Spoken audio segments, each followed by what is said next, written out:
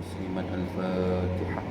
أعوذ بالله من الشيطان الرجيم. بسم الله الرحمن الرحيم. الحمد لله رب العالمين الرحمن الرحيم مالك يوم الدين. إياك نعبد وإياك نستعين. اهدنا الصراط المستقيم صراط الذين أنعمت عليهم غير المغضوب عليهم ولا الضالين. آمين. InsyaAllah untuk menambah baik lagi majlis kita pada pagi ini, marilah sama-sama kita berselawat ke atas Nabi sallallahu alaihi wasallam. Semoga dengan kita berselawat ke atas Nabi sallallahu alaihi wasallam, Allah Subhanahu wa taala menambah lagi keberkatan, keridaan, rahmat, dan lebih-lebih lagi kita mengharapkan Allah Subhanahu wa taala mengampuni segala dosa kita insya-Allah. Bismillahirrahmanirrahim.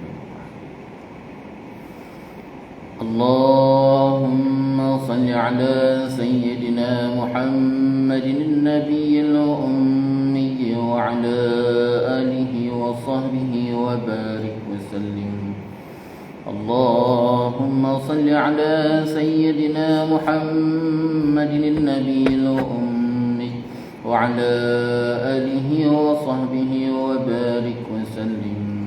Allahumma salli ala sayyidina Muhammadin nabiyil ummi wa ala alihi wa sahbihi wa barik wa sallim.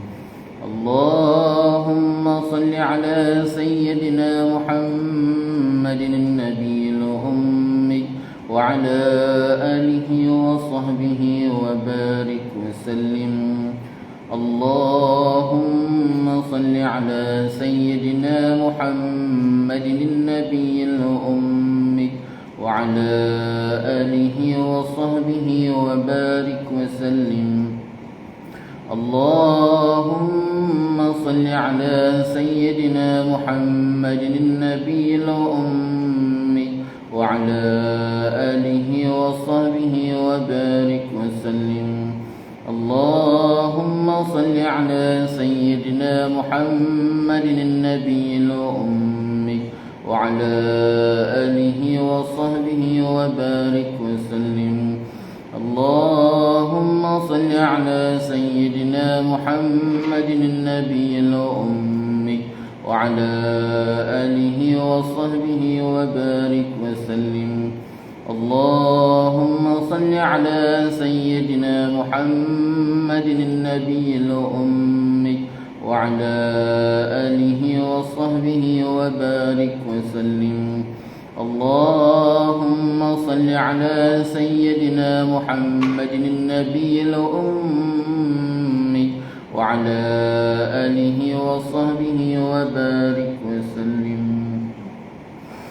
Bismillahirrahmanirrahim. Alhamdulillahi rabbil alamin wa bihi nasta'in ala umuri dunya waddin. Wassalatu wassalamu ala sayyidil mursalin khatimin nabiyyin Muhammad sallallahu alaihi wa alihi wa sahbihi wa sallam wa ala alihi wa ashabihi wa tabi'an wa tabi'at tabi'an lahum bi ihsanin ila yaumiddin.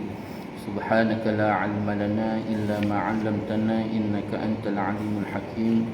Rabbi shrah li sadri ويسر لي أمري واحلل عقدة من لساني يفقهوا قولي. رب زدنا علما وارزقنا فهما. اللهم يسر ولا تعسر. رب تمم بالخير. يا فتاح يا عليم افتح لنا فتوح العارفين. ولا حول ولا قوة إلا بالله العلي العظيم. ولا حول ولا قوة إلا بالله العلي العظيم. ولا حول ولا قوة إلا بالله العلي العظيم. أما بعد. قال الله تعالى في القرآن العظيم. أعوذ بالله من الشيطان الرجيم. بسم الله الرحمن الرحيم. ألم نشرح لك صدرك ووضعنا عنك وزرك الذي أنقض ظهرك ورفعنا لك ذكرك فإن مع العسر يسرا. إن مع العسر يسرا. فإذا فرغت فانصب إلى ربك فارغب. صدق الله العظيم. Alhamdulillah, pertama-tamanya marilah sama-sama kita merafakkan rasa syukur kita ke hadirat Allah Subhanahu wa taala. Dengan keizinan Allah Subhanahu wa taala dapat sama-sama kita bertemu dan kita bersua lagi pada pagi ini, dan sama-sama kita mengharapkan semoga pertemuan kita pada pagi ini Allah SWT penuhkan dengan keberkatan, keredaan, rahmat, dan lebih-lebih lagi kita mengharapkan Allah SWT mengampuni segala dosa kita insya-Allah. Dan insya-Allah kita akan sambung lagi bacaan kitab Fiqhus Salah yang telah dikarang oleh Haji Engku Ali bin Engku Undud. Masih lagi perbincangan kita dalam membicarakan mengenai perkara-perkara yang membatalkan solat. Perkara yang ke-14, muka surat 226 bagi tulisan Jawi, 193 bagi tulisan Rumi. Betul perkara yang ke-14. Ni kita lompat jangan lupa. Kena ingat ni. Ni bab-bab lompat.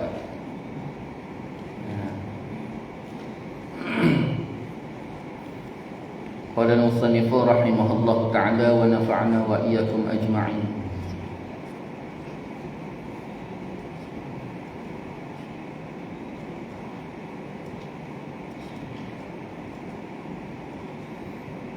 Syekh menyambung lagi kata-kata beliau, perkara yang ke-14, perkara yang membatalkan sembahyang lagi, iaitu berbuat perbuatan yang kasar dan keji, sekalipun satu kali, seperti melompat ataupun memukul keras ataupun bergerak dengan sekalian badannya, melainkan dengan sebab terkejut terhadap ular umpamanya, maka dianya terkejut disebabkan ular tersebut, itu tidak membatalkan sembahyang. Kalau kita bincang pada pertemuan yang lepas, gerak 3 kali itu satu. Gerak besar yang melebihi 3 kali, maka pergerakan tadi batal solat. Yang ke-14 ni iaitu perbuatan yang kasar dan keji. Maksud kasar dan keji ni pergerakan yang walaupun sekali tapi besar. Contohnya seperti dia melompat. Dia melompat dengan sengaja, ataupun dia datang kat sini bergerak satu badan, sekalian badan, apa panggil, tiba-tiba lalu lipas. Bila dia lalu lipas, dia I kan lipas, kata kan, tu lalu tikus, Jadi dia tu bukannya dia sengaja, bukan dia tak sengaja, dia sengaja kerana dia melihat lipas ataupun tikus tadi, batal. Tapi kalau katalah dia melompat tu dalam keadaan tak semena-mena atas tidak sengaja, maka ketika lompat itu tidak batal solat. Ini pergerakan kasar, maksudnya pergerakan tadi walaupun satu tetapi besar. Maksud pergerakan kasar, beza dengan yang lepas. Yang lepas 3 kali pergerakan besar. Ini sekali pergerakan besar tetapi menggambarkan satu yang sangat keji. Macam contoh dia lompat, satu badan dia lompat, tapi sekali je. Perbuatan yang keji. Apa lagi contoh? Melatah. Itulah dia. Kecuali dia tak sengaja. Melatah tu melatah yang tak sengaja. Terperanjat. Boleh lah. Tak.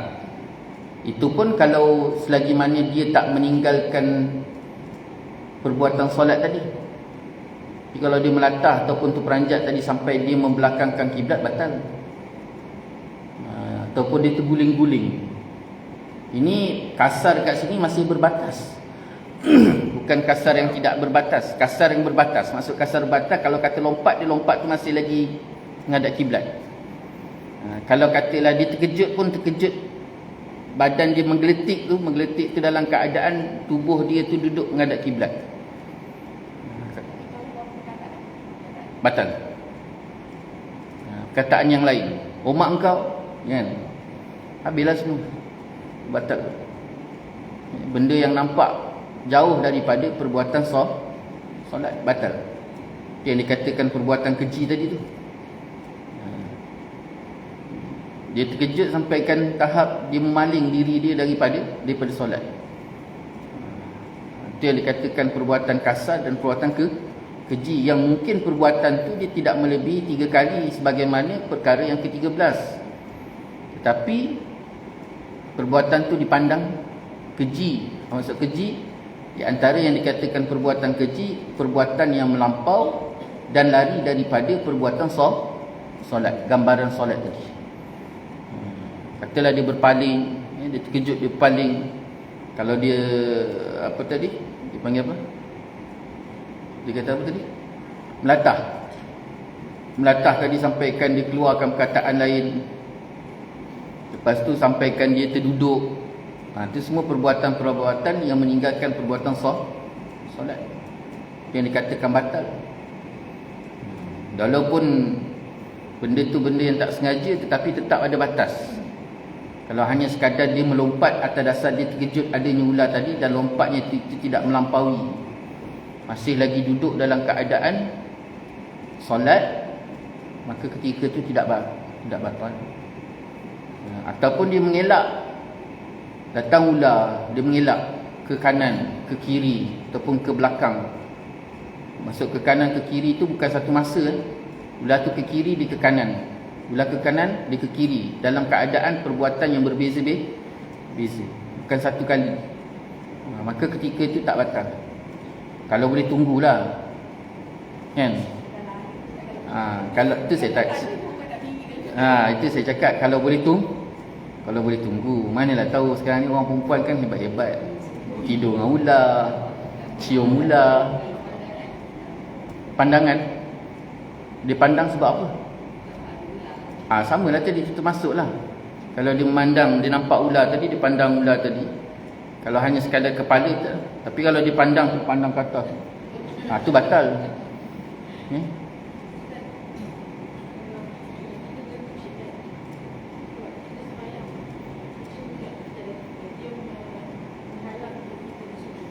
Tu kita ngelak lah.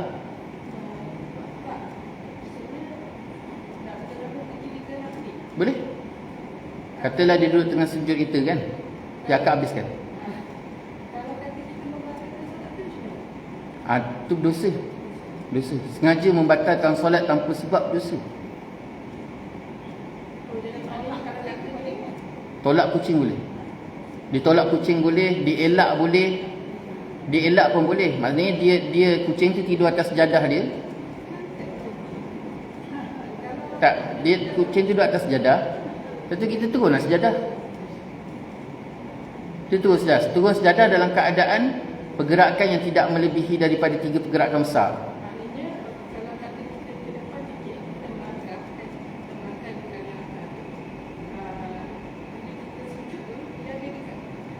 Kenapa nak langkah dia ke depan sikit untuk pastikan kucing tu dekat? Boleh, tak ada masalah. Ataupun ke kiri, kita ke kiri ataupun ke kanan, itu lebih baik. Ke belakang boleh, tak ada masalah. Sama macam kita sedang sembahyang, dah angkat takbir tadi, baru kita nampak dekat tempat sujud tadi ada najis. Jadi kita mengelaklah. Mengelak tadi mana yang lebih dekat.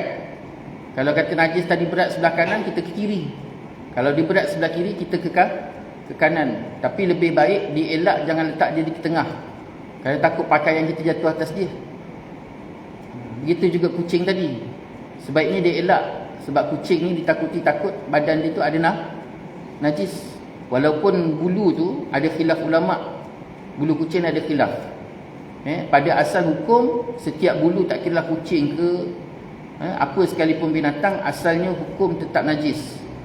Tetapi ada pandangan ulama' yang menyatakan kucing satu-satu bulu yang memang dikecualikan. Maknanya kalau katalah jumpa bulu kucing pada tempat sujud, tempat sejadah, pakaian, tempat solat, pakaian kita, ada pandangan ulama' menyatakan bahawa bulu tadi dikecualikan. dikecualikan daripada najis. Tapi asal-asal hukum najis, bulu apa sekalipun. Asal hukum najis. Tapi bulu kucing tu dikecualikan atas kucing termasuk binatang yang dihormati. Dan juga permasalahan kucing ni, dia binatang yang kedua pula, dia binatang yang dijaga dan dipelihara. Dan susah untuk menjaga dan memelihara diri daripada permasalahan bulu kucing. Itu asal hukum lah. Cuma ada khilaf ulama kat situ. Ada ulama masih lagi tetap mengatakan bulu kucing tu najis. Jadi lebih baik daripada letak dia, kita letak dia kat tengah-tengah kita, ada keberangkalian dan ditakuti, maka lebih baik kita elak ke kanan ataupun ke kiri. Maksudnya mengeluarkan kucing tu daripada kawasan kita solat tadi. Sebab solat ni tak semestinya duduk atas sejadah. Tak semestinya duduk atas sejadah.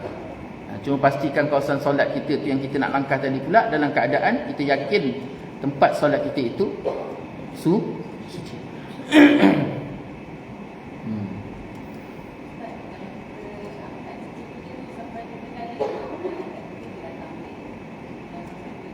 Tak perlu angkat,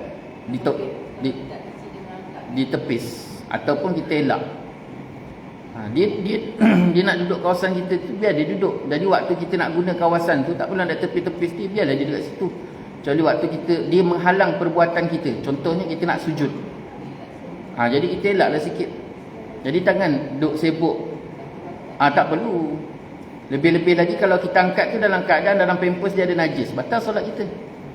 Jadi berhati-hati, jangan ada berhubung dengan najis. Pampers tu satu part, satu masalah, satu angle bagus. Tapi satu angle yang lain, dia terkandung najis, dia mengandung najis. Jadi bila dia mengandung najis, berhati-hati ketika berhubung dengan mereka tadi. Sebab dia terkandung najis.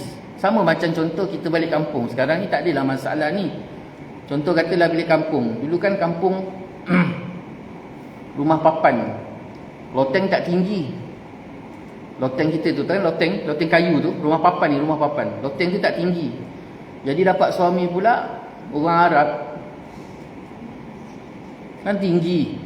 Arab tinggi, Arab Mesir. Ke Arab kecil, kalau Arab Yaman ni macam Melayu kita je, ketot. Ni Arab Mesir, yang jenis tinggi besar kan. Jadi balik rumah tu, balik kampung, di semayang tu, kepala dia tu betul-betul kena loteng. Ni cecah loteng ni, cecah, memang cecah. Jadi bila dia cecah saja, atas loteng tu kalau ada najis, tak sah solat, batal solat. Kerana dia apa panggil? Menjunjung sesuatu itu ada najis. Jadi berhati-hati. Begitu juga anak tadi.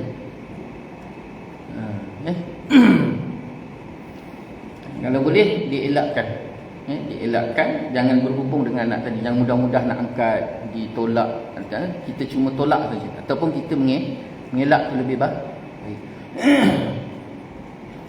Perkara yang ke-15, berbuat sesuatu.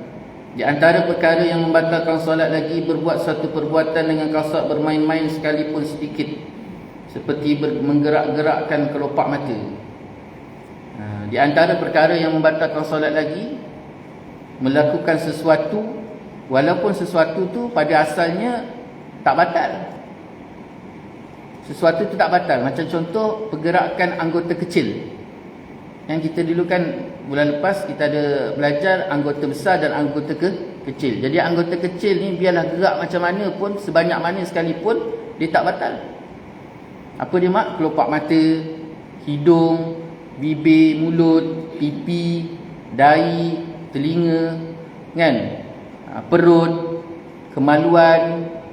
Jadi semua tu pergerak jari, jari tangan, jari kaki, itu semuanya anggota kecil, anggota yang termasuk pergerakan kecil. Kalau digerakkan berapa kali pun dia tak batal.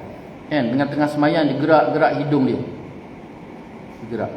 Tapi pergerakan kecil ni, kalau diniat untuk bermain, gerak tu kerana apa? Kerana dia nak bermain-main. saja dia tengah solat tu sambil tunggu imam, dah lah baca tak sedap kan, jadi dia tengok hidung gerak-gerak kan, niat dia tu qasad kerana bermain-main, maka ketika tu automatik batal. Atas dasar bermain. Ataupun anak dia lalu, bukan anak, cucu tadi kan, cucu kat duduk kat tepi dia, pandang dia kat kening kan, dia kedip-kedip mata tu dekat cucu tadi, batal. Walaupun asalnya anggota tu anggota kecil, gerak tadi tak jadi masalah, tak batal pun, tapi disebabkan niat ni, qasadnya tu atas dasar nak bermain-main, maka ketika itu batal. Di antara perkara yang membatalkan lagi yang ke-16, iaitu berkata-kata dengan sengaja walaupun sedikit dengan 2 huruf. Ni tadi tu, mak kau, kan, berkata-kata dengan sengaja walaupun sedikit dengan 2 huruf ataupun satu huruf yang memberi faham yang tiada kaitan dengan sembahyang ataupun tiada darurat. Tetapi kalau kerana darurat, maka tidak mengapa, seperti memberitahu orang buta yang akan jatuh ke tempat berbahaya. Jika berkata-kata dengan lupa ataupun dan sedikit perkataan, iaitu 6 kalimah perkataan ataupun kurang daripada itu, maka tiada membatalkan sembahyang. Ni nampak dikecualikan. Nampak dikecualikan. Jika berkata-kata dengan lupa dan sedikit perkataan, iaitu 6, sedikit perkataan 6. Oh, mak kau. Berapa? 3 Mana? Tengok apa dia kata. Ataupun kurang daripada itu, maka tiada membatalkan sembahyang. Cucu dia datang tadi, maknanya pada asal hukumnya batal, tapi dikecualikan jika perkataan tadi bukan perkataan yang sengaja, tapi mesti kurang daripada 6 huruf. Ni ulama kecualikan. Dan begitu juga tidak batal jika berkata dengan sengaja tetapi jahil tentang haramnya disebabkan baru masuk Islam. Syaratnya mesti baru masuk Islam. Ingatkan benda tu tak ada masalah, cakap. Kalau saya tahu lah, cakap kan. Tapi mesti 6 huruf, bukan sengaja. Dia tak tahu atas, tapi dasar tak tahu tersebut mesti tak tahu disebabkan dia baru masuk Islam. Tapi tak tahu atas dasar dia dah memang keturunan Islam, tetap batal. Sebab apa? Sebab jahil itu atas dasar dia tak pergi mengaji. Jadi jahil atas tak tahu atas dasar tak pergi mengaji, tetap batal. Tapi tak tahu atas dasar sebab baru masuk Islam, dimaafkan. Jadi perkara yang ke-16 ni berkata-kata dengan sengaja walaupun 2 huruf. 2 huruf. Walaupun 2 huruf. Pada kita tak ada apa-apa, tapi pada bahasa Arab dengan makna adakah. Jadi berhati-hati. Begitu juga kita nak berdehem. Berdehem pada kita tak ada apa-apa, tapi kalau berdehem tadi sampai masuk makhraj huruf dan melahirkan daripada huruf tadi lahirnya perkataan ataupun lahirnya makna, maka ketika itu batal. Itu sebabnya dalam solat sehinggakan sampai tahap berdehem tu pun berhati-hati. Ulama kata, kalau sampai berdehem tadi tu, berdehem tu sampai, kalau tak berdehem sampai kita tak boleh nak baca surah Fatihah. Bukan surah Fatihah. Kerana surah Fatihah adalah salah satu daripada rukun solat, maka perlu wajib didatangkan dengan sempurna. Maka ketika tu kalau kita tak berdehem, memang kita kadang-kadang ada datang satu kahak yang memang mengganggu bacaan kita. Tapi selagi mana kita boleh baca. Kerana berdehem itu ditakuti, takut dia masuk makhraj huruf dan akhirnya mendatangkan huruf dan membatalkan solat.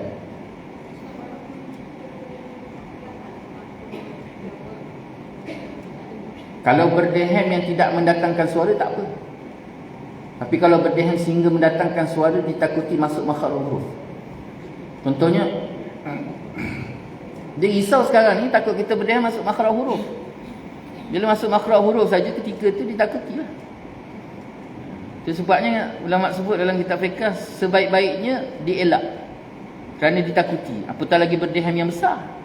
Ni berdehem yang kecil, hanya sekadar kita. Sebab sekarang ni kalau mengikut kepada membaca surah tadi tu pun cukup hanya sekadar kita dengar. Jadi maknanya kalau katalah sekecil-kecil berdehem untuk mengelak daripada keluarnya makhraj huruf tadi, Maka sampai tahap kita sendiri pun tak dengar. Boleh tak buat? Kalau rasa mampu buat. Tapi berdehem bukan sengaja. Ini sampai tahap bukan disengajakan. Kalau saja-saja ditakuti. Begitu juga batuk. Bersin tak boleh.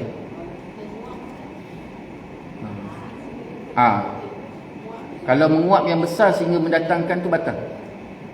Sebab menguap tu, tengok, kalau menguap tu menguap yang boleh ditahan, kejap bersin nanti kejap lagi tercipta. Kalau menguap tu menguap yang boleh ditahan, maka lebih baik tahan. Sebab menguap tu dia termasuk sesuatu benda yang boleh dikawal.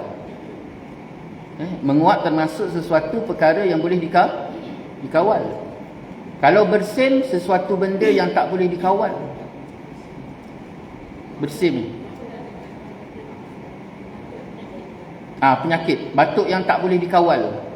Macam batuk kokol. Batuk yang dia datang tu kita tak mampu nak kawal. Boleh tak? Tak ada masalah. Tapi batuk yang boleh dikawal, dia benda, kalau menguap tadi dia benda yang boleh dikawal. Menguap tu boleh benda kawal. Jadi jangan dikawal-kawal lah menguap itu, macam tu. Jangan makin, kan menguap ni kan selagi mana dia boleh besar, dia besar kan, betul-betul kan.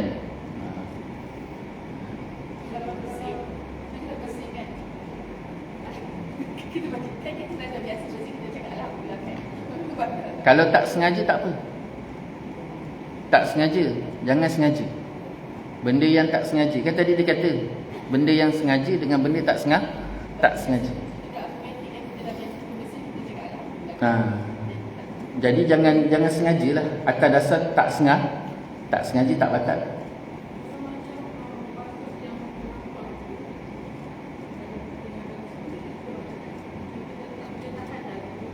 Yalah, sampai kan ada setengah orang batuknya terlampau sampai dia terkencing, dia terkentut.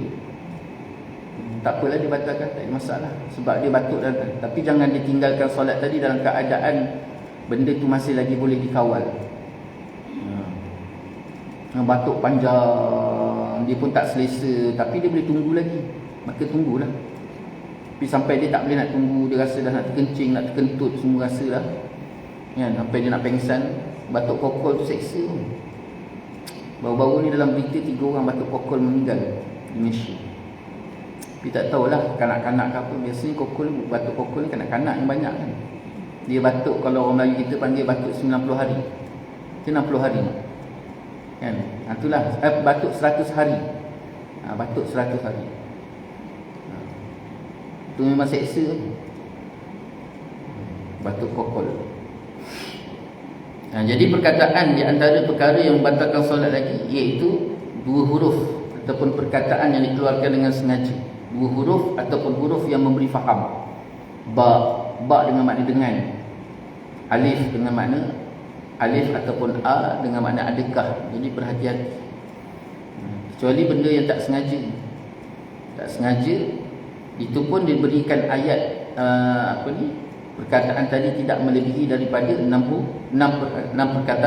perkataan. Dan di antara dikecualikan lagi iaitu untuk memberikan keselamatan. Lubang. Tu dia nampak orang buta lalu tadi dah nak masuk lubang, longkang.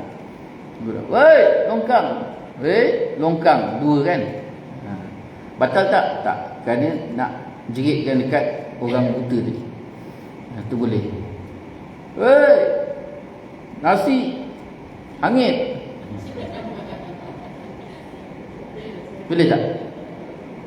Boleh tak? Nasi hangit boleh tak? Kalau tak sampai terbakar tak boleh. Kalau ditakuti sampai terbakar, kemungkinan dah sampai berasap semua, kita sendiri pun tak tahu tunggu ke tak. Kan dah sampai berasap kan. Rumah terbakar. Tak ada orang tunggu dah. Dia nak habiskan solat. Jadi tu dia akan balik-balik kepada kebiasaannya macam mana. Balik-balik kebiasaan. Perkara yang ke-17 di antara perkara yang membatalkan solat lagi, gelak ataupun ketawa ataupun berdehem. Ini tadi dia.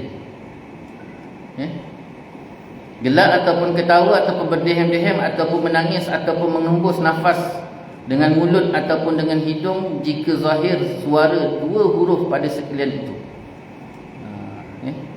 Gelak, ketawa, ataupun berdehem-dehem, ataupun menangis, ataupun menghembus nafas dengan mulut. Dia tembus. Menghembus nafas dengan mulut ataupun menghembus nafas tadi dengan hidung. Menghembus tadi pula, dan juga semua yang di atas tadi jika zahir suara, sehingga mendatangkan suara. Dua huruf pada sekali. Ha ha ha ha. Tu. Ha ha ha ha. Jadi setidak-tidaknya dua huruf. Kalau disebut ha saja tak ada. Ha. Kalau ha ha batal. Dua huruf. Lebih lagilah. Sekurang-kurangnya dua huruf. Kalau satu huruf tak batal.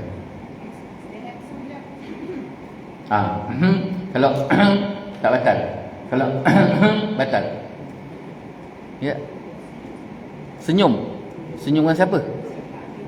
Tak, sekarang ni isu dia iaitu semua yang disebut ni, gelak, ketawa, berdehem, menangis, menghembus nafas dengan mulut ataupun dengan hidung sehingga zahir suara. Kalau senyum zahir suara tak? Kalau keluar suara kucing tu batal lah. Kan? Dia senyum kucing tapi tak keluar suara, tak ada masalah. Tapi kan jangan lupa balik ke belakang balik. Kalau dia senyum tadi atas dasar nak bermain-main, batal.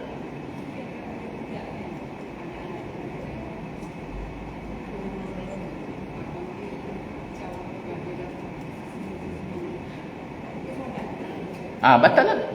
Atas dasar bermain-main. Kan dia bermain dengan abang dia. Jelah, dia ketawa dengan abang dia kan. Atas dasar abang dia kacau kan. Batal lah. Memang dia tak main pun, tapi dia ketawa dengan abang dia. Dia ketawa tengok abang dia buat lawak kan. Itu masuk dalam perkara yang ke-15 tadi. Pergerakan kecil dengan kasat main. Walaupun bukan punca main tu daripada dia. Abang dia lalu buat lawak. Jangan kata abang dia, suami dia. Kan, suami dia lalu berdehem. Dia sambut pula suami tadi. Dia ketawa. Kalau dia senyum tadi, tak dasar bermain-main dan punca dengan suami dia tadi, maka batal. Sebab kalau dapat suami macam ni, kunci bilik.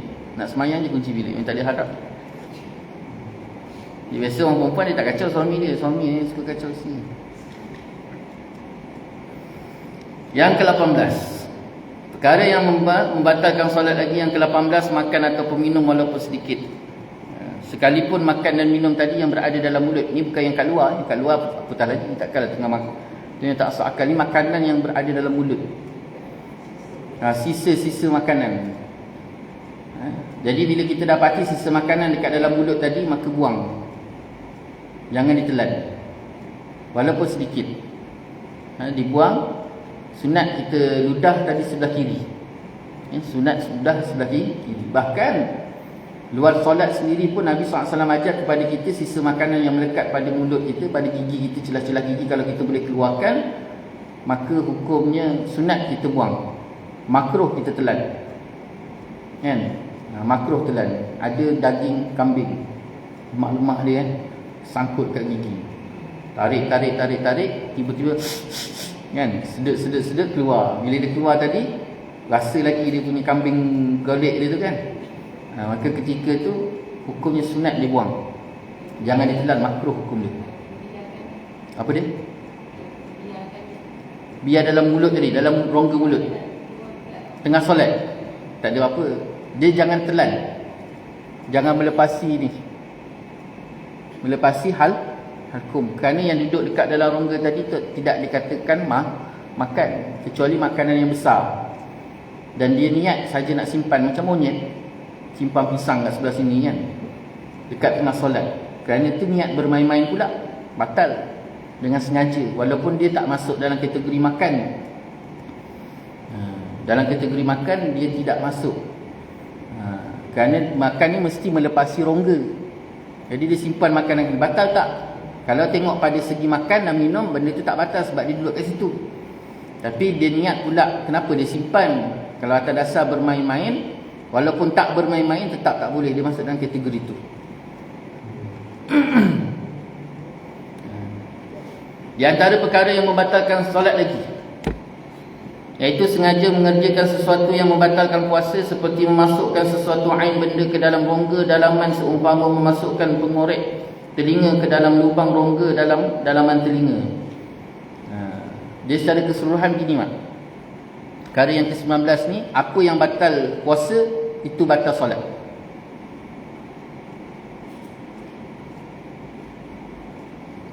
Apa yang batal puasa, perkara yang membatalkan puasa, itulah perkara yang membatalkan solat. Ambil gitu je, mudah, senang cerita.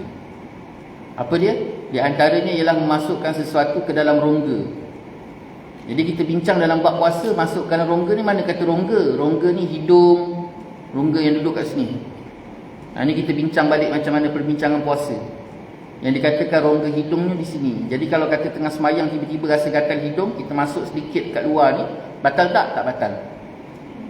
Kemudian rongga tadi tu, dekat nak tekak tadi, memasukkan sesuatu pada rongga ni, rongga nak tekak tadi, melepasi sini tadi. Bab makan minum tu satu hal, tapi melepasi rongga tadi pun satu hal yang lain. Kemudian telinga termasuk rongga. Kemudian kubul, dubur. Selain daripada tu tak ada masalah. Macam contoh suntikkan. Kan ada air kan? Air, orang apa panggil? Rib. Rib tu masuk kat situ, batal tak solat dia? Tak batal. Kerana yang dimasukkan tadi tu bukan rongga. Bukan rongga. Jadi rib tu kalau dibawa sekali solat tak ada masalah. Kalau kenyang batal. Kenyang batal. Dengan disebabkan masuk rib tadi, sehinggakan dia kekenyangan, maka ketika itu batal. Jadi pastikan bahawa dia masuk rib tadi tak sampai kenyang ketika solat. Jangan sampai kenyang. Kerana apa yang batal pada solat, apa yang batal pada puasa, itu batal pada solat. Boleh dikategorikan dia makan dengan cara macam tu. Itu dalam bab makan minum tadilah. Semua tu ada hubung kait sebenarnya. Tapi kalau dia boleh stable macam tu je, kalau tak masuk rib tadi, mungkin mengganggu perubatan dia. Maka ketika tu tak tu sebabnya orang yang sedang pakai rib biasanya solatnya perlu diqada. Kerana ada keberangkalian ada terjadi kenyang. Kerana salah satu syarat puasa tu mesti lapar. Jadi dengan pakai rib tadi tu maintain. Muka dia lagi cergas daripada muka orang datang jaga dia. Kan? Bila tak lapar bang, kenyang. Steady. Okey. Isteri dia pula kelaparan. Sebab syarat puasa mesti lapar. Kemudian di antara perkara yang membatalkan puasa lagi, mengiktikadkan yang fardu itu sebagai sunat. Sekalipun di mana-mana perbuatan. Sekalipun di mana-mana perbuatan, bukan hanya sekadar niat sembahyang. Dia akan takbir, ngajar aku sembahyang sunat zuhur. Dia niat sunat je batal, tak sah. Ataupun di mana-mana perbuatan, dia tengah sembahyang zuhur, ni sebenarnya sembahyang sunat. Dia niat sembahyang sunat je batal. Dia niat sembahyang sunat, padahal fardu apa zuhur itu adalah fardu. Bila dia niat sunat je, automatik batal. Sama ada dalam niat solat ataupun di mana-mana perbuatan solat, dia niat yang fardu tadi menjadi sunat, maka ketika itu batal. Ni jarang berlaku. Tapi kena bagi tahu. Kalau tak bagi tahu kerang, dia buat. Di antara perkara yang membatalkan sembahyang lagi, syak pada niat sembahyang ataupun pada takbiratul ihram, ataupun syak pada berniat zuhur kepada ataupun asar. Ataupun asarkah. Contoh. Syak ni apa? Syak ni 50-50. Dia ada 4 kategori dalam bab niat. Yakin, zon, syak, waham. 4. Yakin 100%. Yakin 100% yakin. Zan 30% tak yakin, 70% yakin. Zan 30% tak yakin, ragu, tak yakin tu maknanya ragu. 70% yakin. Maknanya dia lebih berat kepada yakin. Syak ataupun dipanggil ragu, 50-50. 50 yakin, 50 tak yakin. Ragu 50%, yakin 50%. Waham iaitu 70% tak yakin. 70% tak yakin. 30% saja yakin. Maknanya tak yakin tu jauh lebih besar. Jadi dalam bab ibadah ni, dia boleh pergi sampai kepada syak tadi. Syak tu dah tak sah. Syak tadi, bila sampai ke syak tadi, dia tak sah. Tak sah sehingga membatalkan, tak sampai. Tengok apa yang berlaku. Jadi kat sini Syekh kata apa? Syak iaitu 50-50 pada niat sembahyang. Dan ada niat ke tak? Itu maksud kat sini. Tadi sembahyang tu niat ke tak? Bila sebut niat sembahyang ni, dia mesti ada ta'arad, ta'yin, qasad, ta'arad, ta'yin. Dia ada 3. Qasad, ta'arad, ta'yin. Qasad ni usalli. Ta'arad ni fardu zuhur. Fardu, ta'arad ni fardu. Ta'yin ni zuhur. Itu 3 tu. Maknanya bila kita angkat saja takbir, kita kena ada usalli, fardu, zuhur. Cukup. Adaan lillahi ta'ala tu semua sunat. Jadi setidak-tidaknya saja aku solat ataupun sembahyang fardu zuhur cukup. Dia mesti ada qasad, ta'arad, ta'yin. Jadi tak perlu. Sebab bila sebut je zuhur, ada 6 rakaat, ada 8 rakaat, ada. Nak mana satu? Tak ada. Sebut je zuhur 4 rakaat. Kecuali kalau kita semayang jamak ke ataupun qasar. Jadi kalau qasar tu, kenalah qasar tu pun tak perlu sebut 2 rakaat. Sebab qasar itu pendek. Bila sebut zuhur, maka sudah pasti sempurna zuhur itu dengan 4 rakaat. Jadi sebut 4 rakaat boleh tak? Boleh, tak ada masalah. Cuma kalau tak sebut boleh tak? Boleh. Tak sebut 4 rakaat tadi boleh tak? Boleh. Kerana zuhur itu telah melengkapi 4 rakaat. Dia yang penting usalli fardhu zuhri. Usalli fardhu zuhri. Selesai. Jadi tiba-tiba dia baca Fatihah tadi, dia tak teringat. Niat. Tu dia kata syak. Dah niat ke belum Tadi niat okey ke tak? Maka ketika itu batal. Datang saja syak ragu dalam diri dia tadi dah niat ke belum, maka automatik batal. Itu sebabnya jangan bermain dengan syak. Syak ni adalah salah satu daripada senjata syaitan. Jadi cari cara biar kita buat sesuatu benda tu dalam keadaan betul-betul yakin, ataupun dalam keadaan betul-betul setidak-tidaknya zon. Dalam ibadah fiqh mesti kena ada zon. Setidak-tidaknya zon. 70% yakin, 30% tak setidak-tidak. Jadi bila syak saja dia, kalau syak pada niat batal. Kemudian yang kedua, ataupun pada takbiratul ihram. Tadi ada takbiratul ihram. Takbiratul ihram tu mana mak? Kata-kata Allahu Akbar pada mula-mula tu.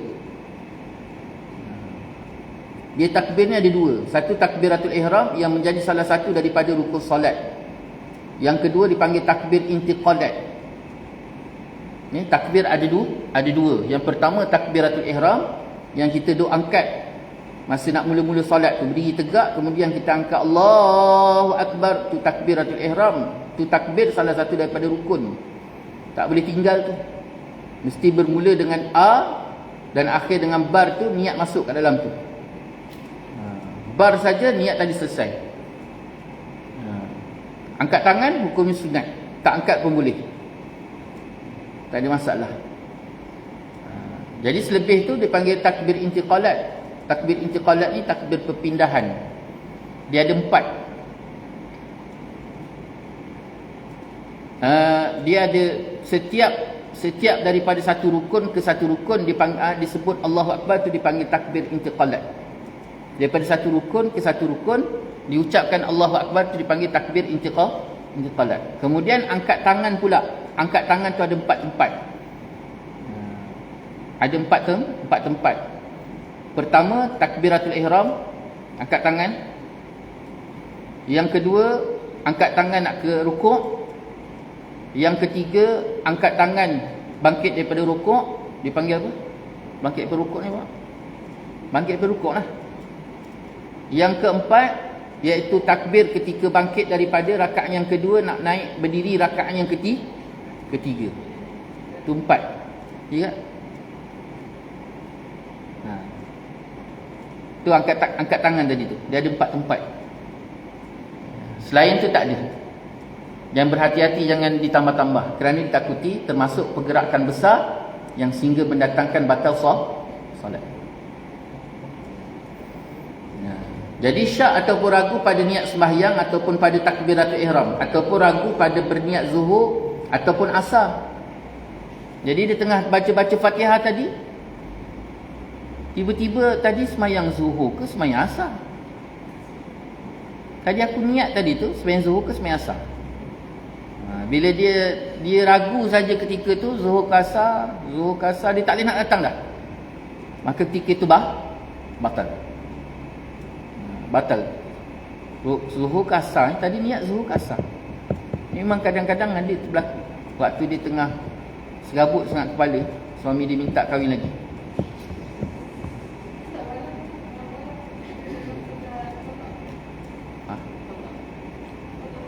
Samalah. Sama. Dalam walaupun mana-mana solat fardu, sekalipun qada tu termasuk solat fardu. Dan tengah-tengah ganti solat qada, solat fardu tadi, tiba-tiba dia sembahyang zuhur, waktu zuhur. Dia qada isyak. Jadi kadang-kadang dia keliru. Dia confuse. Sekalipun qada, confuse sebab niat ni benda teras. Benda asas. Selain daripada dia rukun dan dia juga teras. Dia Nabi SAW sebut innamal a'malu binniyat tu. Yang meletakkan sesuatu perbuatan tadi, fardu ke sunat, baik ataupun tidak, semuanya balik kepada niat. Kalau kita bicara innamal a'malu binniyat tu dalam konteks ibadah, maka di antara fardu dengan sunat, di antara wajib dengan itu semua tu kategori situ. Kalau kita bicara innamal a'malu binniyat dalam konteks adab, akhlak, maka dekat situ ikhlas tak ikhlas, riak, itu semua dalam konteks tu. Kalau kita bicara innamal a'malu binniyat dalam konteks akidah, tengok, tu balik-balik semula pada Allah. Kalau tak balik pada Allah, kosonglah sesuatu benda tu. Jadi semua tu dilihat pada angle niat tadi penting, sangat-sangat penting. Sebabnya di dalam kitab-kitab hadis tidak ada yang lain kecuali dimulakan dengan hadis tu, kerana nak menggambarkan hadis tu saja sudah dibicarakan 1/3 agama. 1/3 agama. Maknanya besar sangat hadis tu. Itu sebabnya konteks apa kita nak bicara, tetap balik pada niat. Sampai makan pun, kehidupan yang kita lalui yang mungkin kita tak nampak benda tu apa, tak ada kaitan dengan ibadah dan sebagainya pada mata kita, tapi kalau katalah tak didatangkan dengan niat yang baik, maka sesuatu benda tu walaupun mungkin nampak baik tapi tak baik. Makan sekalipun nampak benda tu simple je, tapi kalau makan tu niat kerana Allah, maka dia jadi baik. Itu penting niat tadi. Apatah lagi niat dalam ibadah, kerana yang menjadikan sah ataupun tidak sah itu balik pada niat. Itu tadi syak, ragu pada niat sembahyang ataupun pada takbiratul ihram, ataupun niat pada berniat zuhur tadi, ragu pada berniat zuhur ke asar, subuh ke maghrib ke isyak ke, ni mana satu ni? Jadi dia cuba ingat, memang tak ingat. Maka ketika itu batal. Di antara perkara yang membatalkan sembahyang lagi, seseorang mengekalkan sesuatu rukun yang sedang dikerjakannya sedangkan dia yakin bahawa dia telah meninggalkan rukun yang terdahulunya, ataupun dia syak padanya rukun, dan jika pendek masa syaknya itu sekalipun, padahal ketika itu lazim baginya, lazim dengan makna wajib. Padahal ketika dia yakin, dia sampai tahap dia yakin bahawa dia tinggalkan rukun tadi. Dia yakin dia tinggalkan rukun tu. Nescaya lazim baginya kembali, dengan wajib kembali baginya dengan segera kepada rukun yang diyakinkan dia telah meninggalkannya ataupun yang disyakkan padanya itu, tetapi dia tidak berbuat demikian. Dia tak buat. Dia gini. Contoh. Ini balik-balik cerita asal balik lah. Kena balik-balik ke belakang. Dia angkat takbiratul ihram. Ni balik pada rukun lah. Ni rukun sebut rukun, berdiri tegak, lepas berdiri tegak, niat takbiratul ihram, Fatihah. Lepas Fatihah? Lepas Fatihah?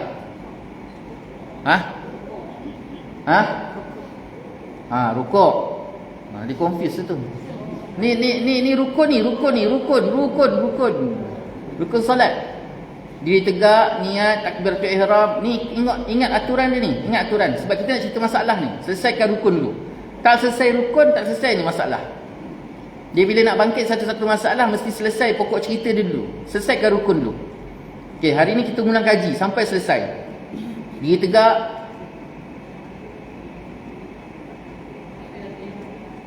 Takbiratul ihram ataupun niat, dua-dua tu. Maknanya kat situ je ada dua rukun. Takbiratul ihram, niat. Ataupun niat takbiratul ihram, boleh je mana-mana. Dua-dua betul. 3 dah. Lepas tu Fatihah, lepas tu rukuk, lepas tu i'tidal, lepas tu sujud. Yang pertama, kemudian duduk di antara dua sujud, kemudian sujud yang kedua, kemudian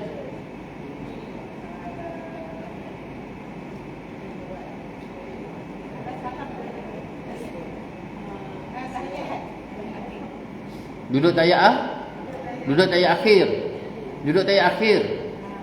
Kemudian bacaan tahiyat akhir. Kemudian selawat. Kemudian salam yang pertama. 13 kan?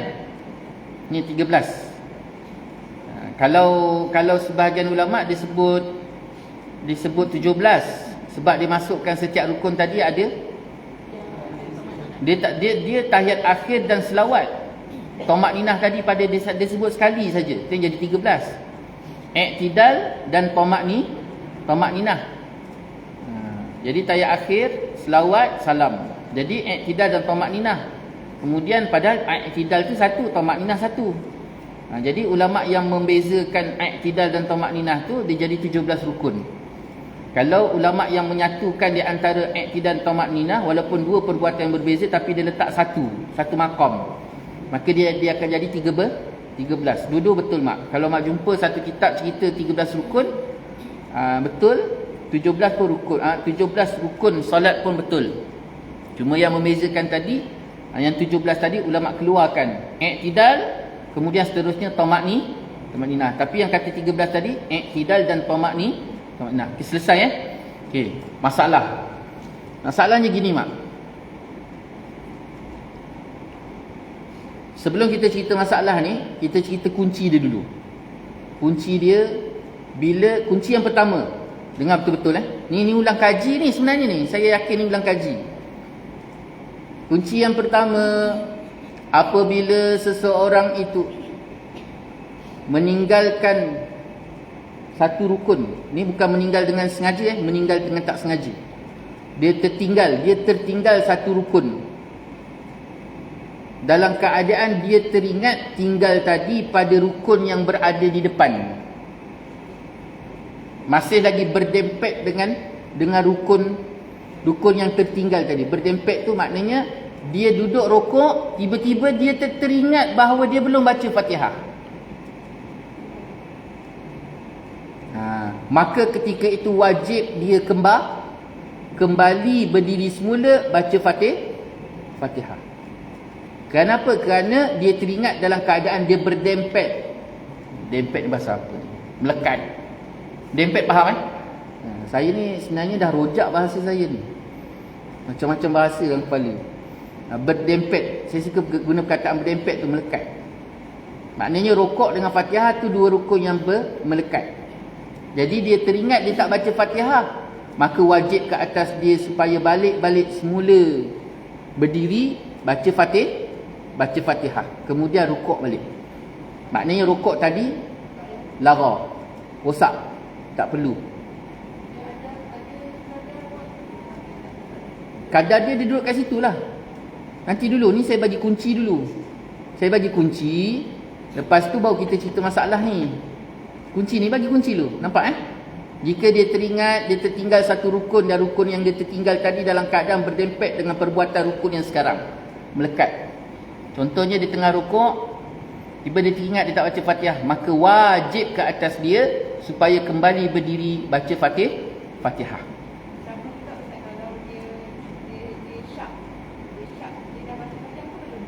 Tu tadi syak ni. Kan syak disebut juga ni. Balik lah. Ataupun syak padanya. Dan jika pendek masa syaknya itu sekalipun. Itu kunci dekat situ. Dah. Balik saja, balik terus. Maknanya yang dia buat tadi tu rosak. Yang dia rokok tadi rosak. Jadi dia kena balik diri, baca Fatihah, kemudian rokok lah. Selesai Fatihah. Selesai Apa mak? Bangun je. Tak perlu dibatalkan ke apa ke, tak. Dia masih dalam solat. Ni cara dia. Kunci pertama.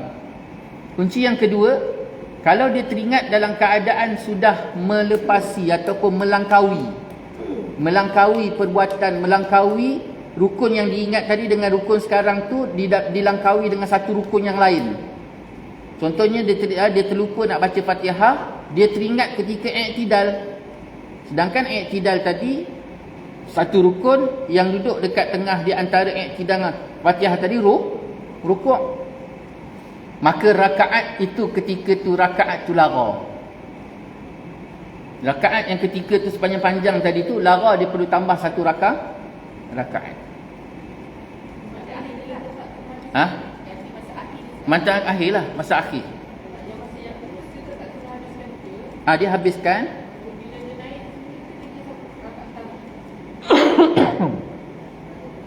Rakaat yang rosak tadi tu diganti balik. Okey, dua kunci. Jadi pada masalah ni, itulah dia. Masalah yang timbul kalau tadi yang saya kata tidak dalam rakaat pertama dah lara, maknanya dia terus untuk rakaat kedua lah. Dia habiskan rakaat tadi. Katalah contoh dia tengok, aku belum baca Fatihah. Dalam keadaan dia teringat tadi, dia teringat ketika i'tidal. Maknanya dia tak boleh nak balik dah, kerana sudah melangkaui dengan satu rukun. Jadi teruskan i'tidal, sujud yang pertama, duduk yang sujud yang kedua, lepas tu dia naik balik. Maknanya dia Itu rakaat kedua lah. Tengok tadi, tu yang dilupa tadi rakaat ke berapa tu? Katalah di rakaat pertama dia tak ingat tadi kan, rakaat pertama, maknanya dia naik lagi kedua tu rakaat pertama lah. Tu naik balik rakaat pertama. Bukan rakaat kedua. Tak, rakaat pertama. Rakaat tadi dah lara, rosak. Itu kalau dia semayang sendiri. Kalau dia semayang berjemaah, maka dia ikut imam lah. Jadi tinggal tambah satu rakaat. Kena tambah satu rakaat. Saya ingatkan yang rakaat pertama tu akan ditambah masa sebelum kita bagi salam tu, kita naik balik untuk rakaat. Tak. Itu dah lara, dah rosak dah. Kalau kita buat rakaat yang kedua, maknanya rakaat pertama tadi adalah. Habis dah sebab dia tak ada. Masuk lara tu dia tak ada.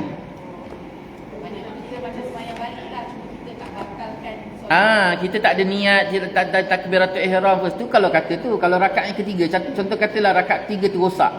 Yang rosak tadi rakaat ketiga. Maknanya kita bangkit tu atas rakaat ketiga lah. Katalah rakaat kedua yang rosak, maknanya kita bangkit tadi untuk kita buat semula rakaat yang kedua. Tak tambah. Jadi rakaat keempat lah tak ditambah. Ni kalau semayang sendiri Katalah contoh kita ambil. Rakaat pertama tak ada masalah, semuanya baik, sempurna. Naik rakaat kedua dah mula kacau.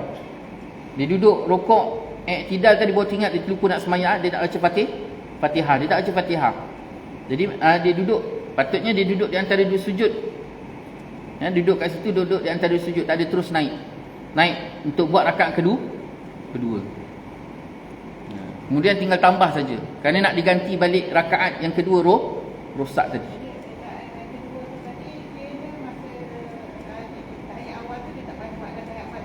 Terus bangun lah. Tak ada apa lah tu. Rakaat tu dah tak ada apa-apa dah. Dia dah lah. Ya, kena sempurnakan. Dia tak boleh bangkit terus. Tak ada. Habis lah tu. Dia lara dah.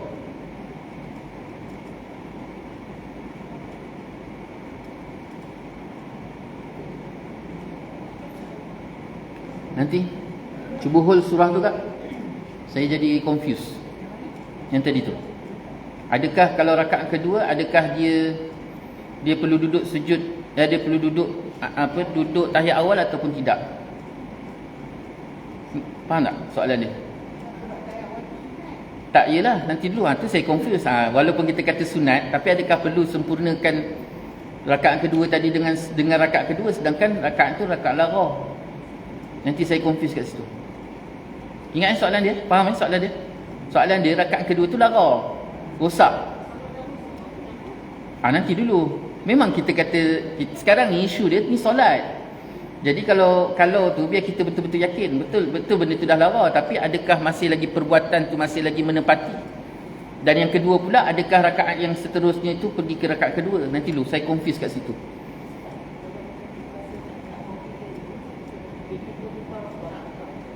Macam mana?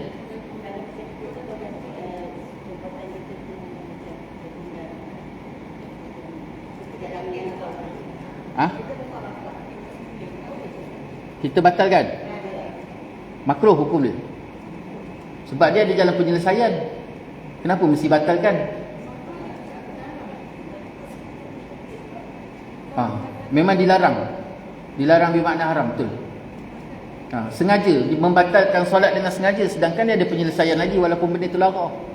Benda tu lara tapi masih lagi ada jalan penyelesaian. Bukannya batal yang sehingga dia kat situ ada dengan makna batal dengan batal semayang. Ada makna batal tetapi ada jalan penyelesaian, maka penyelesaian tu perlu dilaksanakan. Itu yang penting belajar. Ni tengah belajar lah ni, untuk confidentkan dia. Ya tak?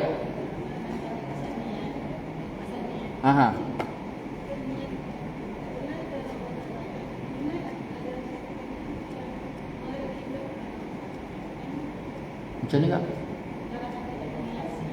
Niat semayang.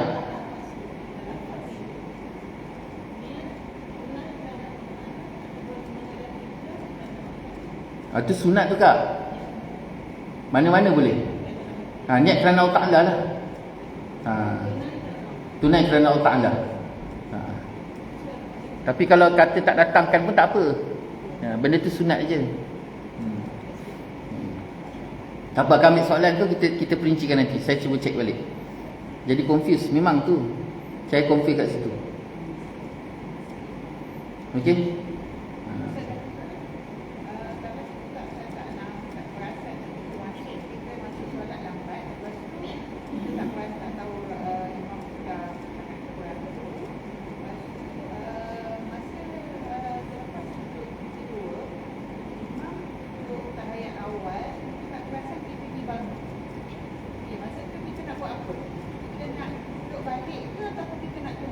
Okey. Apa yang ditinggalkan tadi? Tahiyat awal sunat ke? Sunat. Kalau dia semayang ikut imam kan?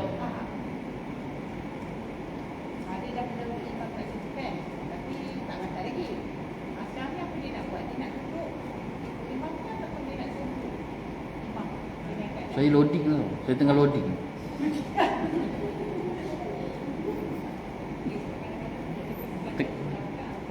Tak, ya faham, saya faham. Kalau bagi imam, saya rasa benda ni ulang juga ni.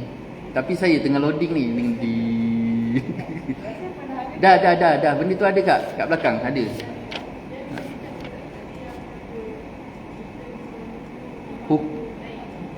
Saya loading ni. Kalau imam gini dia ada dua masalah berbeza ni. Masalah pertama, kalau imam bagi imam dulu. Kalau bagi imam meninggalkan sesuatu yang sunat, haram dibalik. Meninggalkan sesuatu yang sunat, kemudian dia teringat, contoh kata tahiyat awal, bacaan tahiyat awal. Jadi duduk tahiyat awal dan bacaan tahiyat awal tu hukum sunat. Jadi kalau imam dah berdiri ketika tu, kalau dia balik semula, batal. Meninggalkan sesuatu yang sunat dan dia balik mengerjakan sunat tadi, maka hukumnya batal. Sekarang ni masalahnya makmum, dia tertinggal pula, tertinggal tahiyat awal. Jadi bila dia tertinggal tahiyat awal tadi, dia dah berdiri, rupanya imam duduk tahiyat awal, dia terlampau laju sangat ataupun terlampau loading tadi. Dia berdiri, pacak tengok imam rupanya tahiyat awal. Tak kisahlah dia masbuk ke, dia tak masbuk ke, benda tu biasa jadi. Jadi dekat situ, kalau seingat saya, kalau saya tak salah, dia ada dua. Dia boleh balik pun boleh, dia tunggu dekat atas sana pun boleh. Dua-dua boleh. Kembali duduk bersama dengan imam, ataupun dia tunggu. Kan kita dah baca benda tu kan? Itulah saya tak ingat. Tapi kalau tak silap saya begitulah, sama ada dia balik bersama dengan imam ataupun dia diri tunggu. Dua-dua boleh. Dia tunggu imam pun boleh, dia duduk balik pun. Tapi mana lebih afdal? Lebih baik dia balik. Dia turun balik bersama dengan imam. Tapi dia balik tadi tak sama surah ataupun tak sama masalah dengan semayang sendiri ataupun masalah pada imam. Maknanya kat situ surah dia tu, masalah dia tu tak sama. Dia berpakaian sebagai seorang makmum. Dia meninggalkan tahiyat awal. Tapi disebabkan dia berpakaian sebagai seorang makmum, dia boleh balik-balik untuk bersama dengan imam. Ataupun dia boleh tunggu sama diri tadi. Boleh. Diri pun boleh. Tapi kalau katalah dia makmum, dia katalah dia imam ataupun dia sembahyang sendiri, maka ketika tu kalau dia balik, batal. Imam balik, batal. Kalau duduk sembahyang sendiri, dia tinggal tahiyat awal, kemudian dia balik untuk mengerjakan tahiyat awal, batal. Teruskan saja. Sujud sahwi. Sujud sahwi tu hukumnya? Benar. Okey tak, sekarang ni sebab yang duduk kat depan saya ni ahli-ahli fiqh. Jadi saya kena timbulkan soalan supaya dia fikir balik. Sebab benda ni kena dimainkan kak. Kalau tidak kita jadi confused. Saya pun jadi confused macam ni. Kak karat, saya karait. Ya.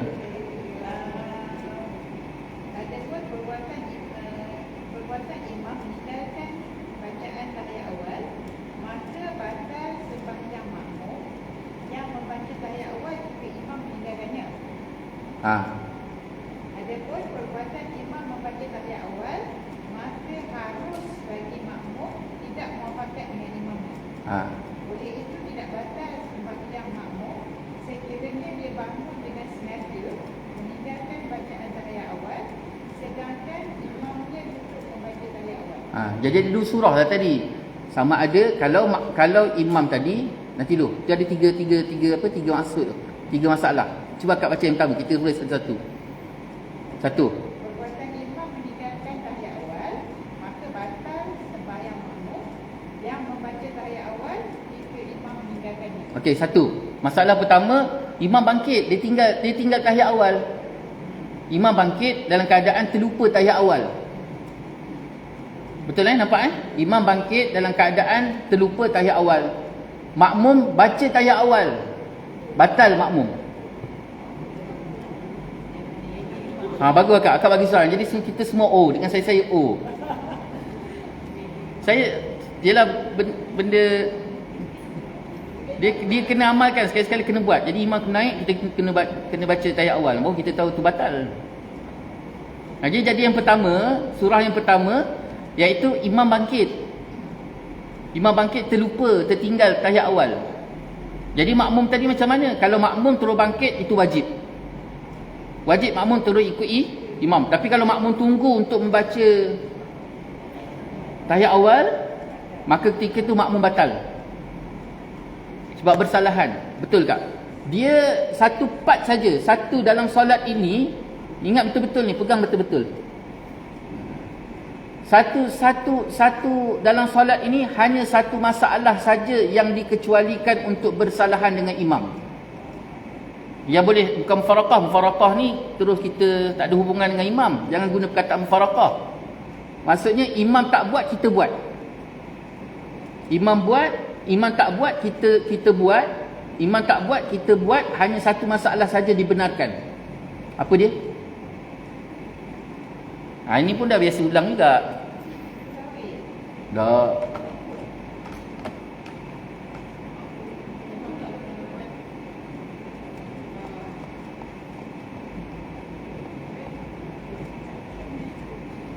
Habislah tak balik masak tengah hari ni. Bukan salah saya Kunut. Kunut mak. Kunut adalah salah satu yang dibolehkan dalam solat. Yang imam tak buat, kita boleh buat. Itu satu-satu saja. Selain daripada tu, imam buat, kita kena buat. Imam tak buat, jangan buat. Tu tadi imam dia tertinggal duduk tahiyat awal. Dia tertinggal tahiyat awal, dia bangkit, kita buat, batal. Okey Kak, terus masalah yang kedua di situ. Adapun perbuatan imam membaca tahiyat awal, maka harus bagi makmum tidak muafakat dengan imamnya. Oleh itu tidak batal sembahyang makmum sekiranya dia bangun dengan sengaja meninggalkan bacaan tahiyat awal sedangkan imamnya duduk membaca tahiyat awal. Tapi adalah sunat bagi makmum kembali duduk mengikut imamnya membaca tahiyat. Sunat kembali. Kalau dia tak kembali pun boleh. Selesai jadi waktu tu imam baca tahiyat awal macam biasa. Imam baca tahiyat awal, dia bangkit terus. Jadi ada dua keadaan. Sama ada dia balik duduk sama dengan imam, hukumnya sunat. Kembali bersama imam, hukumnya sunat. Menunggu imam ketika berdiri pun boleh, tak ada masalah. Selesai? Alhamdulillah. Terima kasih tak? Itulah kena bantu saya. Saya ni jenis mat loading. Dia dah terlampau banyak-banyak dia loading. Macam mana? Seorang mengekalkan satu rukun yang sedang dikerjakan. Kita habiskan boleh? Kita habiskan 2 je lagi. Boleh ke? Boleh Jangan ada suami yang WhatsApp saya. Kenapa lambat ni Ustaz? Yang perkara yang ke-23, memutuskan sesuatu rukun daripada rukun fi'li kerana mengerjakan yang sunat. Ni tengok ni. Ya betul-betul fahamkan betul-betul pokok dia tu. Kepala dia tu. Memutuskan sesuatu rukun daripada rukun fi'li, maknanya rukun dalam rukun sembahyang ada rukun qauli, rukun fi'li, rukun qalbi. Rukun qalbi, rukun qauli, rukun fi'li. Itu susunan dia. Rukun qalbi niat, rukun qauli Fatihah, tahiyat akhir, salam. Betul tak? Rukun fi'li, rukun qauli, takbiratul ihram. Itu niat, takbiratul ihram, Fatihah, tahiyat akhir. Betul. Salam 5. Rukun sorry. Dia dah loading takbiratul ihram, Fatihah, tahiyat akhir, salam. Selawat pada tahiyat akhir. Masuk. Memutuskan sesuatu rukun daripada rukun fi'li. Berdiri tegak, rukuk, i'tidal. Sujud yang pertama, duduk dalam sujud. Sujud yang kedua, duduk tahiyat. Okey. kerana mengerjakan yang sunat, seperti seorang yang terlupa duduk membaca tahiyat awal, lalu dia bangun berdiri. Sesudah itu dia teringat, lantas dia kembali kepada duduk membaca tahiyat awal dengan sengaja lagi mengetahui haramnya. Melainkan jika dia seorang makmum yang terlupa, maka wajib atasnya kembali kepada duduk membaca tahiyat awal kerana mengikut imamnya, kecuali dia bangun berdiri dengan sengaja, maka hanya sunat sahaja dia kembali mengikuti imam. Tadi ada baca dah tu. Dah baliklah. Kan surah tadi kan? Ya, ayat tadi lagi senang nak faham daripada ayat. Tadi kat muka surah apa tak? Jadi 191. Itulah. Yang kali tengok depan. Masalah sama. Tu saya loading, kalau saya loading saya dah tak ingat lah. Okey, perkara yang ke-24 yang membatalkan. Faham masalah dia tadi? Senang. Di antara perkara yang membatalkan sembahyang lagi, memberi salam dengan sengaja bukan pada tempatnya. Patutnya beri salam selepas tahiyat akhir. Bacaan tahiyat akhir seringkas-ringkasnya ialah selawat. At-tahiyyatul mubarakatus salawatut thayyibatu lillah. Assalamu alayka ayyuhan nabiyyu rahmah. Assalamu alayka ayyuhan nabiyyu rahmatullah. Assalamu alayna wa ala ibadillahis salihin. Asyhadu an la ilaha illallah wa asyhadu anna Muhammad Rasulullah. Allahumma salli ala sayyidina Muhammad. Itu wajib, rukun. Jadi dia beri salam. Boleh tak? Boleh tak, masalah. Yang jadi masalah kalau dia beri salam ketika duduk belum baca tahiyat akhir, dia dah beri salam. Maka ketika itu batal. Ataupun dia duduk apatah lagi perbuatan-perbuatan yang lain pada rukun-rukun yang lain. Dia dah duduk tahiyat akhir tapi dia tak baca tahiyat akhir, dia terus beri salam. Batal tak? Batal. Ataupun dia beri salam dalam keadaan duduk di antara dua sujud. Ataupun mana-manalah dalam solat tadi, rukun tadi, dia beri salam, Assalamualaikum warahmatullahi. Ataupun tahiyat awal dia dah beri salam, batal. Dan perkara yang kelima, perkara yang terakhir yang membatalkan solat ialah murtad. Ketika solat tiba-tiba, ya ke Allah ada? Cik pasal batal solat. Automatik batal. Dia meragui kewujudan Allah, murtad. Macam mana mata Allah? Mata Allah macam boleh ke dia tengok, dia ragu? Macam mana Allah jaga dunia ni? Duk fikir benda tu, habis rosak. Benda yang, perkara yang membatalkan syahadah, membuatkan seorang tu murtad, maka batal solat. Wallahu ta'ala a'lam. Yang 23 tadi dia bagi contoh satu. Yang tahiyat tu, kalau contoh lain apa efek? Yang mana? Yang memutuskan satu rukun daripada rukun tadi kerana mengerjakan yang sunat. Tu contoh dia tadi. Kerana dia nak Contoh lain daripada daripada tahiyat awal tu. Contohnya dia balik mengerjakan, dia dah sujud, dia berdiri balik, dia baca kunut, dia tinggal kunut. Dia tertinggal kunut, dah sujud tu, dia dah sujud, teringat kunut, dia pun bangkit diri kunut. dia boleh kan kalau macam Dia belum sempurna sujud. Dia belum sempurna sujud boleh. Tapi bila dia dah masuk anggota sempurna sujud, maksudnya lutut tu, lutut dia dah turun, lutut tu dah letak saja lutut, kalau dia balik batal. Tapi kalau belum dia letak lutut lagi, lutut tu belum letak, masih lagi macam tu tunduk, lutut masih tergantung, kalau dia balik boleh tak? Hukum sunat. Tapi kalau dia letak saja lutut, maknanya dah masuk perbuatan sujud. Maka ketika itu kalau dia balik semula untuk mengerjakan sunat tadi, iaitu kunut, batal. Macam contoh dia rukuk, dia sujud, imam tengah baca tu. Tu macam mana tu? Balik pada masalah tadilah. Imam baca kunut, dia terus sujud. Jadi sunat dia balik, tak ada masalah. Tapi atas dasar dia makmum. Jadi kalau dia sembahyang sendiri, maka ketika tu tak ada lagi kembali. Kalau dia balik semula batal. Alhamdulillah selesai perkara-perkara yang membatalkan sembahyang. Tolong tanda balik ke belakang. Syarat sah sembahyang. Muka surat kalau saya 137. kalau sujud sajadah Ustaz? Sujud sajadah. Okey, jangan sujud sajadah je, apa masalah ni? Macam kita tak perasan yang sudah imam sebenarnya terus sujud Sejadah. Okey. Kita ni perempuan kadang tak rasakan kita tak kali kita rokok. Ya Kita Allah rokok. baik sujud kan. Kita tak rokok.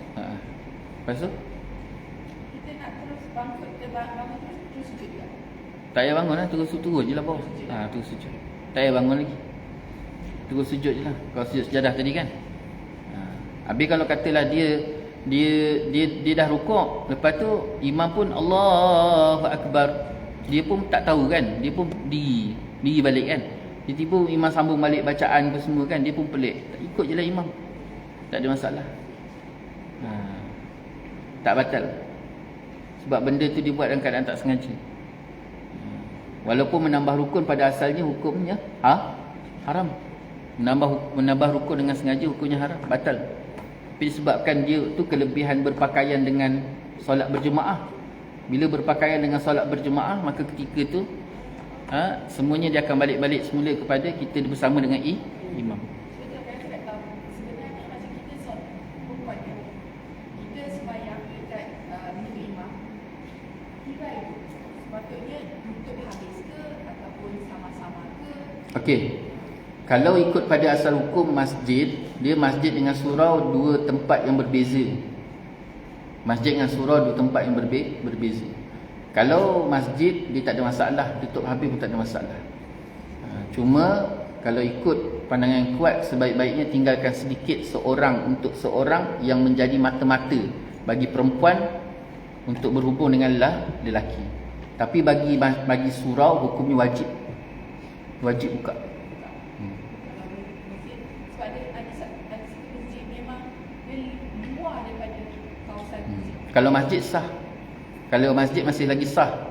Kalau surau, kalau dia tak buat tirai ini setidak-tidak ataupun membuka ruang seorang yang boleh menjadi mata-mata bagi muslimat untuk melihat jemaah lelaki, kalau surau tak sah. Contoh kata masuklah tu. Surau. Dia masih lagi dikira surau. Dia masih lagi ta'rif surau. Bila kata surau, maka dia kena ikut syarat surau. Syarat surau mestilah makmum perempuan tadi ada ruang satu untuk seorang yang menjadi mata-mata. Maksud mata-mata ni dia wakil melihat perbuatan jemaah lelaki. Yang ni cukup dah ni. Janji dia nampak. Tapi masjid kena tutup. Bukan kena tutup. Kalau tutup tak batal. Tapi kita tak nampak lah. Kadang ada separuh masjid tu is actually totally luar daripada macam Contoh saya kata, kalau masjid, taraf masjid, kalau dia tak buat macam ni, sembahyang perempuan tadi batal tak? Tak batal. Tapi akak boleh ajukan kepada pihak masjid untuk menyediakan sesuatu yang menjadi pengantara di antara. Tapi kalau katalah tak dibuat, sah tak solat? Sah. Tapi kalau surau tak dibuat, tak sah. Saya pernah pergi surau Arazi. Razi mana kak? Surau Arazi Subak. Tak. Tak, memang dia surau, taraf surau Jumaat lah. Dia punya bahagian muslimat macam satu bangunan lain. Tak sah. Tak sah. Itu Itu satu. Lepas tu lagi satu. Ingat tak kalau dulu-dulu saya pergi kawasan-kawasan kampung, ada satu kampung tu, jemaah lelaki dekat atas, jemaah perempuan dekat bawah. Tak sah solat. saya pun jadi syak saya ni. Aku imam. Itu sebabnya biasa kalau dua tingkat, jemaah lelaki di bawah, jemaah perempuan di atas, dan jemaah atas pula dia nampak dekat bawah. Dia nampak, seorang menjadi wakil untuk nampak jemaah dekat bawah. Dia mesti nampak. Syarat dia tu. Itu sebabnya yang orang bangkit. Ingat tak? Saya rasa kat sini juga kot isu semayang dekat R&R. Semayang suami saya semayang dekat tempat lelaki, saya semayang dekat tempat perempuan. Saya dengar suami saya bagi takbir, saya ikutlah suami. Sah tak? Tak sah. R&R tak sah. Kecuali dia ada ruang yang terbuka yang boleh berhubung di antara jemaah perempuan dengan jemaah lelaki. Surau memang taraf syarat dia macam tu. Langsir sekalipun kalau tak nampak tak boleh. Langsir tak boleh. Langsir coklat tu tak sah. Itu sebab kena ada langsir ni. Tirai yang menutup sehingga tidak nampak. Dia kena buka mak.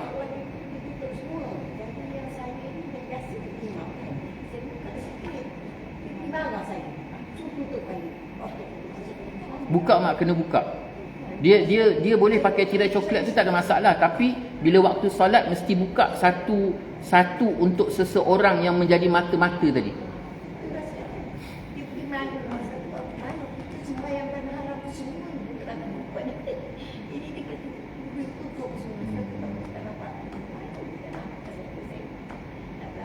Ya, tu lagi sekarang ni pula orang buat alasan dah ada apa ni? PA system. Dah ada TV, dah ada PA system, tak boleh. Dia daripada segi hukum macam mana pun PA system dengan TV tu tidak menjadi satu ilah untuk membolehkan sesuatu benda yang dilarang. Tak. Habis kalau TV tu tengah-tengah semayang tu mati.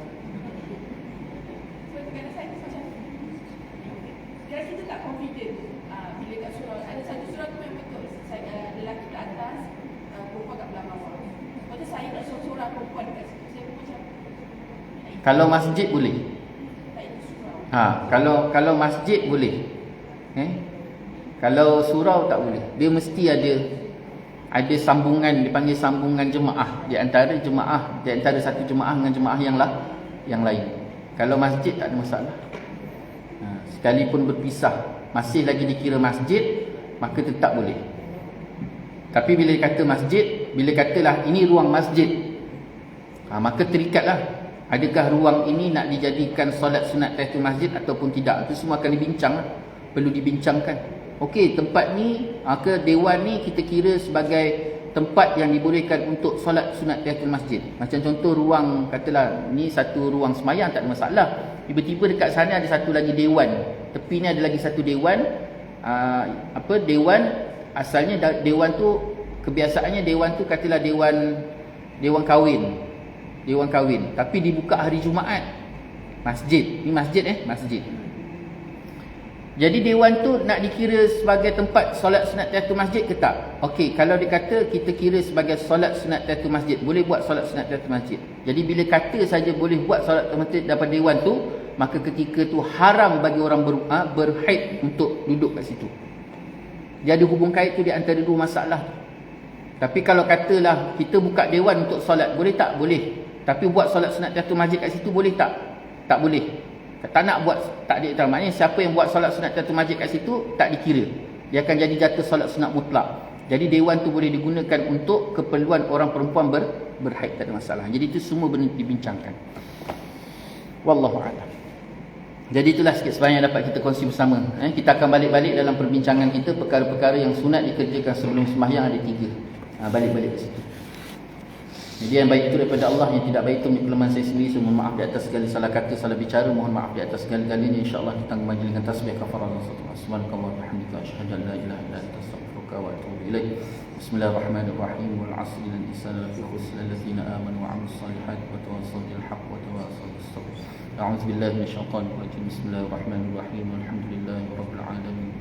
Sallallahu ala sayyidina Muhammad wa ala alihi wa sahbihi wa baraka wa sallam. Allahumma rabbana zalamna anfusana وإن لم تغفر لنا وترحمنا لنكونن من الخاسرين. اللهم ربنا هب لنا من أزواجنا وذرياتنا قرة أعين واجعلنا للمتقين إماما. ربنا لا تزغ قلوبنا بعد إذ هديتنا وهب لنا من لدنك رحمة إنك أنت الوهاب.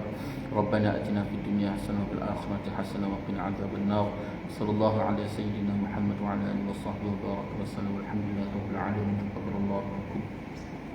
وبالله التوفيق. السلام عليكم ورحمة الله تعالى وبركاته.